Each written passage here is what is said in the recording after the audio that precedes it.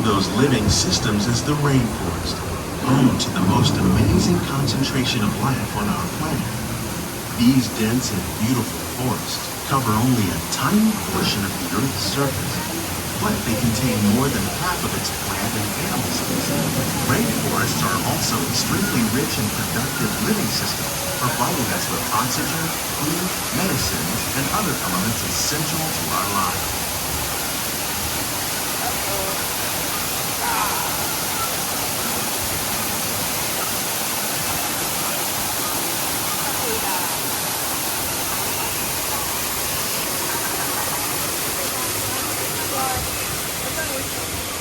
In the desert, nature has created a very different, but no less beautiful living system.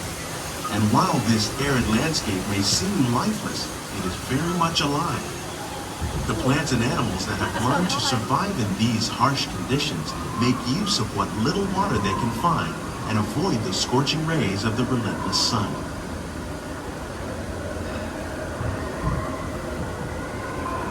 The American prairie once appeared as desolate as the desert, but over time, rainwater and nutrients gradually penetrated the hard surface of this land. Even the hooves of the mighty buffalo helped create the rich soil that would one day become home to the American farm.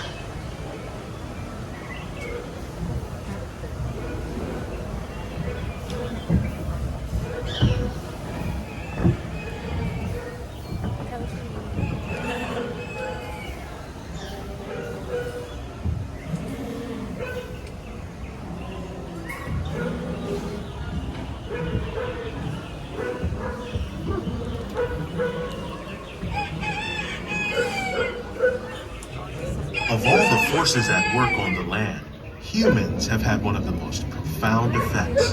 The need to produce food for a growing world led to the enormous use and sometimes overuse of the land. In our search for more efficient ways to grow food, we often fail to realize the impact of our methods.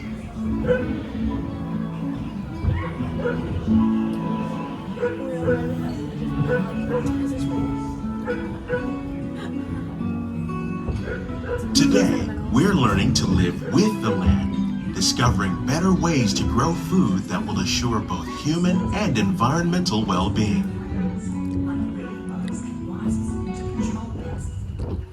In the farmlands across America, we're learning that by plowing under vegetation containing natural fertilizers, we can enrich the soil without the use of chemicals. In arid regions, we're learning to produce food on desert seacoasts by developing and planting crops that thrive on salt water. In Japan, we're learning that by mixing leaves and other living materials into our soil, we can make farmland more fertile without the need for chemicals. Here at Epcot, we're learning to reduce the need for chemical pesticides by How will we meet tomorrow's growing needs for food production, yet still respect the needs of the land?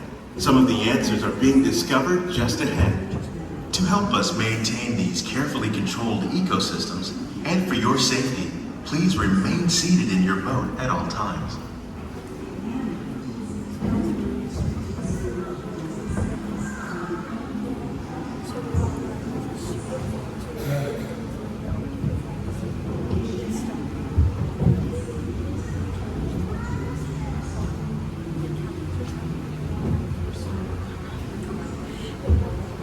Welcome to our living laboratories, where scientists from Epcot and the U.S. Department of Agriculture are exploring innovative ways to produce bountiful harvests now and into the future.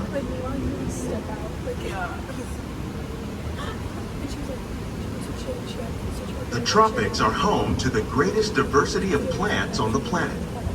Many of these, like papaya, bananas, cacao, coffee, and rice, are well known around the world. These are just a few of the edible plants that have been an important source of nutrition for people living in the tropics. Many are rich in vitamins and minerals, while others are well adapted to growing in less than ideal conditions. Some, like the water lily, thrive in wet, swampy areas and waterways. All parts of this plant, even the flower petals, are edible. The starchy root of the plant has long been used to make flour for baking.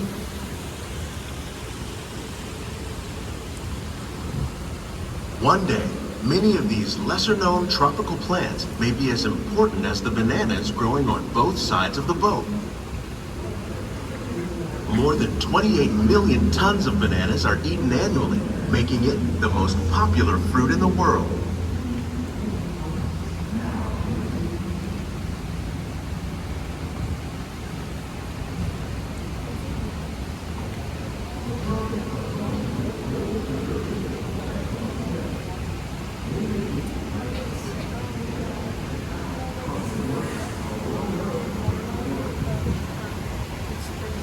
When we mention farming, you probably don't think of fish, but fish farming, or aquaculture, accounts for nearly half of all the seafood consumed globally. Tilapia, bass, and catfish, like the ones you see here, are three of the more popular crops raised by fish farmers. The sustainable system we're using here recycles the water in the tanks. As a result, we're able to save millions of gallons each year. Our small fish farm produces nearly 5,000 pounds of fish each year to serve in restaurants around Walt Disney World. Innovations like this one can play an important role in our efforts to produce bountiful harvests and still protect natural resources.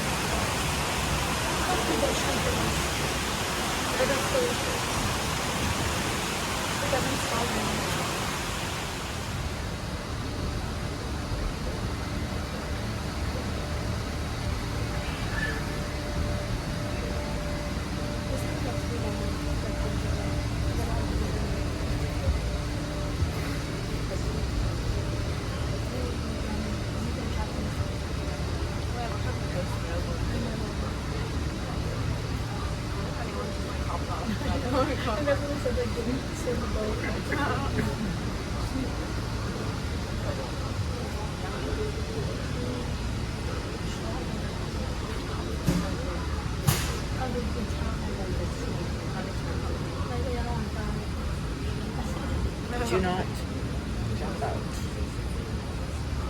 to get a cucumber.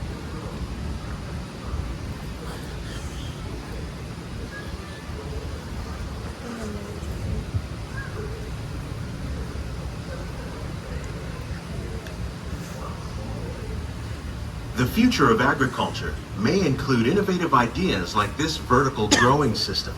Plants grown in this way use a fraction of the space required by traditional growing methods. That saves water and increases production.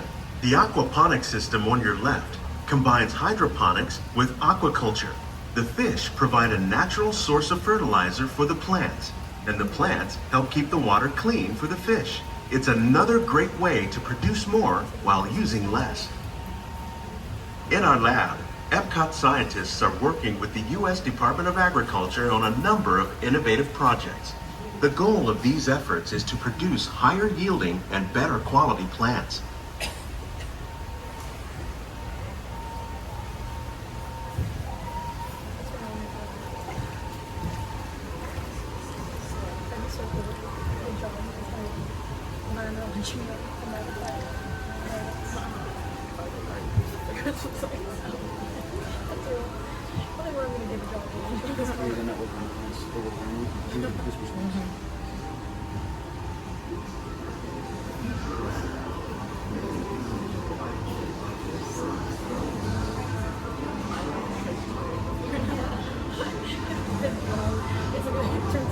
These greenhouses represent just a fraction of the work being done worldwide to produce bountiful harvests for our growing population. Scientists, farmers, and even backyard gardeners are doing their part to improve the quantity and quality of foods that we all rely upon. Together, we can continue to find more ways to increase food production and protect our precious natural environment. Only then will we truly be living with the land.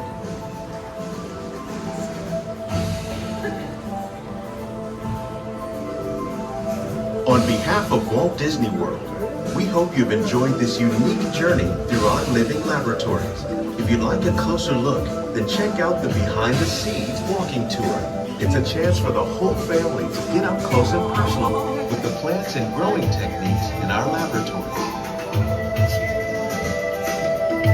Please keep your hands and feet inside the boat and remain seated until the boat comes to a complete stop.